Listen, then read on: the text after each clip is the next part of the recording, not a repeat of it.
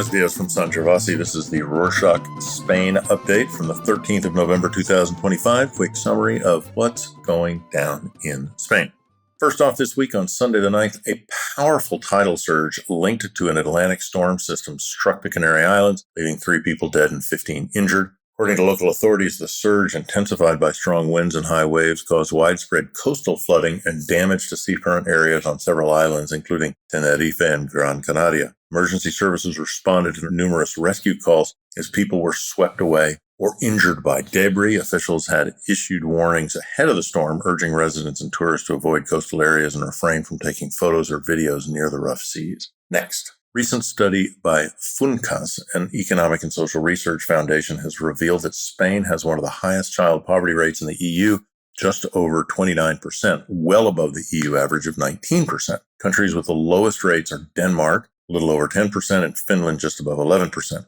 And despite Spain's relatively high average income, a growing gap is emerging between generations. The study found that this is driven by several factors, including limited social benefits available to all children and a shortage of affordable housing compared to many other European countries. The study warns that child poverty often carries into adulthood, perpetuating a cycle, so it's important to deal with these issues as soon as possible. FUNCAS is now using the evidence to request better solutions from the central government that combine access to education, support for working parents, expanded child benefits, and improved housing. On Wednesday the 12th, far-right party Vox brought a bill to Congress proposing a ban on the burqa and niqab in public spaces, although they are extremely rarely seen. The burqa and niqab are body, hair, and face coverings that women who follow the Islamic religion very deeply, at least some of them. Pepa Milan, Vox's party spokesperson, argued the measure aims to protect women coerced into wearing these garments and to defend Spain's Western identity, which she says is incompatible with Islam. The proposal includes prison sentences for up to 3 years for anyone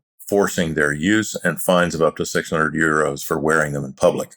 Initially, Vox did not oppose Islamic veils, supporting parental rights and religious education. However, its alignment with European far-right movements like Marine Le Pen's and competition with the anti-Islam Catalan party Aliança Catalana has led Vox to adopt this new stance. In other news, on Monday the 10th, Vatican launched an investigation into Bishop Rafael Zornoza of Cadiz and Ceuta in the south over allegations of sexual abuse of a minor when he was a priest during the 1990s. The complaint submitted this year to the Dicastery for the Doctrine of the Faith says Zornoza abused the victim for 7 years using his position of authority to manipulate and silence him. This was the first publicly known case in Spain of a bishop being investigated for child sexual abuse. Zornoza has continued his public duties while the inquiry proceeds. Spain's broader clerical abuse database has recorded over 1,500 clergy people and nearly 3,000 victims, highlighting systemic issues of cover-ups and inadequate reporting within the church.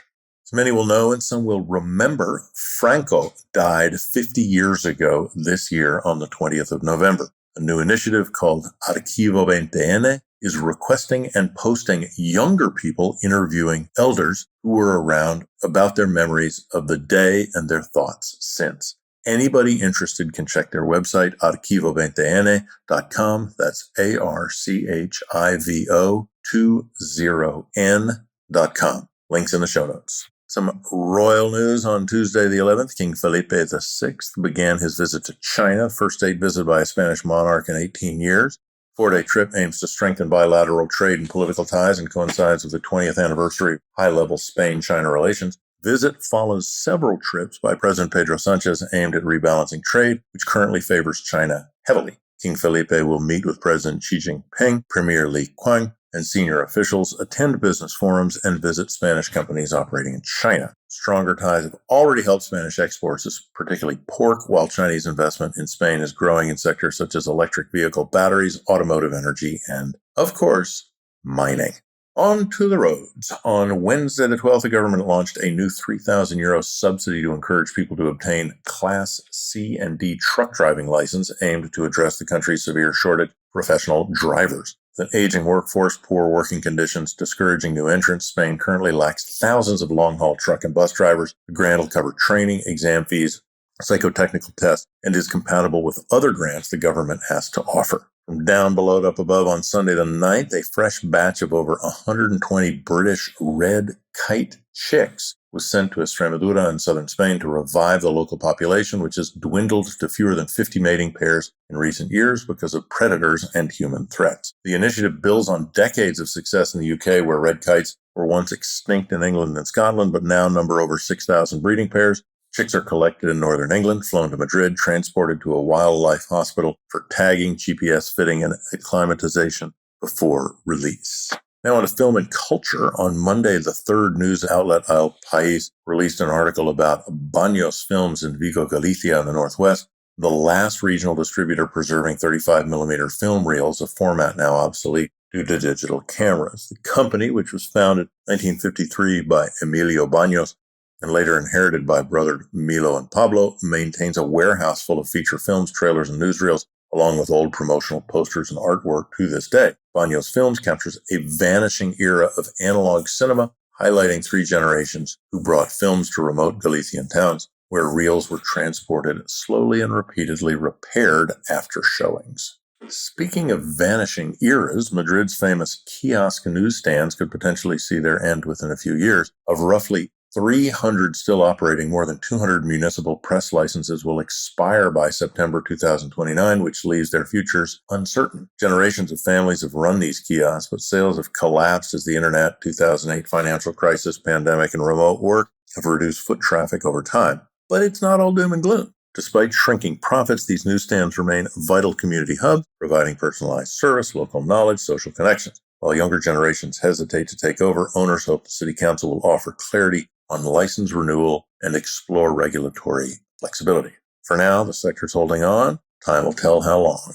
Another major story this week involves Lamine Yamal, Barcelona's football club's young prodigy, and Spanish Football Federation's decision to prevent him from playing for the men's national team. On Tuesday the 10th, Yamal underwent a radio frequency operation to treat a groin issue. The same morning, Spain's national team training camp began. 18-year-old had already missed 5 La Liga matches due to the injury. The Federation was surprised by Yamal's operation, stating they had not been informed of the procedure beforehand. The decision to cut Yamal sparked widespread debate online, with some defending Yamal, but others posting race-baited hate on social media. Luis de la Fuente, Spain's national team manager, has criticized the timing of the surgery, highlighting the conflict it created with team preparations. And finally, Friday the 7th, Rosalia's fourth album, Lux, broke records as the most streamed debut in 24 hours by a female Spanish-language artist on Spotify, amassing over 42 million streams, surpassing Colombian singer Karol G's previous record. Lux incorporated opera and classical influence, features vocals by the Catalan singer in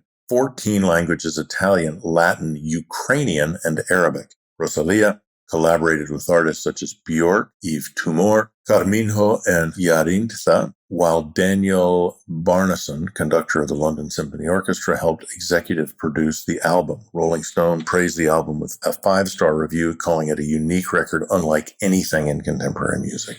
And that's it for this week. Thanks for joining us. And now, listen carefully, listeners. We mentioned this last week. Rorschach needs to pull in some revenue. And if you are hearing this, you like what we're doing. So, just in time for the holidays, we are selling t-shirts. Very cool ones. However, there's a problem.